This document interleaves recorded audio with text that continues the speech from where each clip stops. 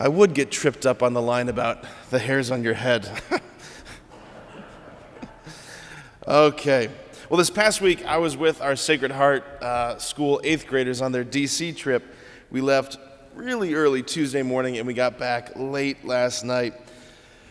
I felt at times that I was never, ever going to be off the bus. But thanks be to God, it happened. So anyway, we saw all the typical D.C. stuff. We saw the sites, the monuments, some museums, some memorials. We saw the National Shrine, got to say Mass, celebrate Mass at the National Shrine. Saw the White House, all of that. We ended our time yesterday with a tour of the Capitol building. It was an excellent tour. We had a really awesome tour guide. Saw some really beautiful things. We got to sit inside the Senate chambers for a few minutes. That was pretty cool. Got a great tour of the House representatives. We even walked past Nancy Pelosi's office.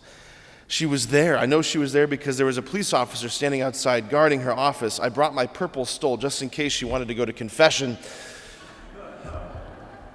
She didn't. Anyway, yesterday, the bus ride home, I was looking at the readings for Mass today, and the line that stood out to me was from the Gospel, especially in light of our time in D.C., where Jesus says, "There's nothing concealed that will not be revealed, nor secret that will not be known. Therefore, whatever you have said in the darkness will be heard in the light, and whatever you have whispered behind closed doors will be proclaimed on the housetops."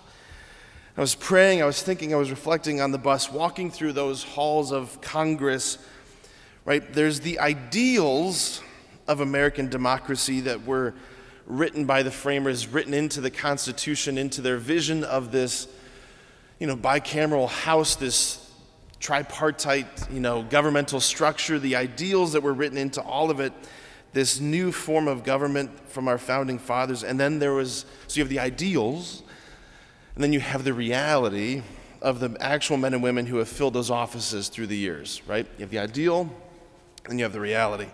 And I began to think, in that space, walking through the halls of Congress, walking past certain offices, every crooked backroom deal, every lie, every form of manipulation, everything that's been done in the dark, as Jesus says, it will be revealed.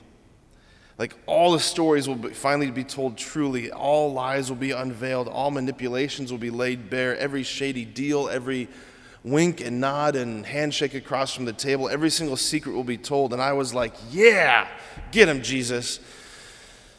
And then Jesus was like, this applies to you too. I was like, oh, crud. Because it's true. It's true. The word that gets translated into English in the New American Bible translation for righteousness is the Greek word dikaiosune. Dikaiosune. Perhaps a better translation, I've seen in other translations, is the word rectification. Rectification. The Lord will rectify the whole show. Everything that's been thrown off because of sin, original sin, personal sin, everything will be set right. Like a broken bone, the Lord will set it in place. Every lie will be exposed.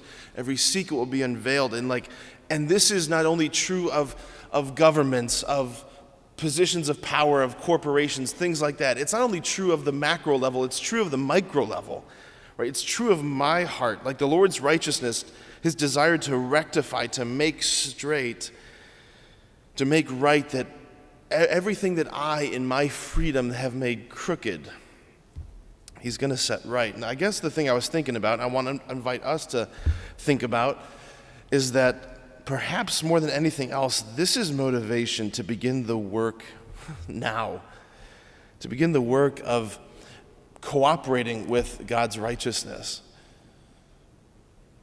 to double down on our desire for holiness, to double down on our desire for virtue,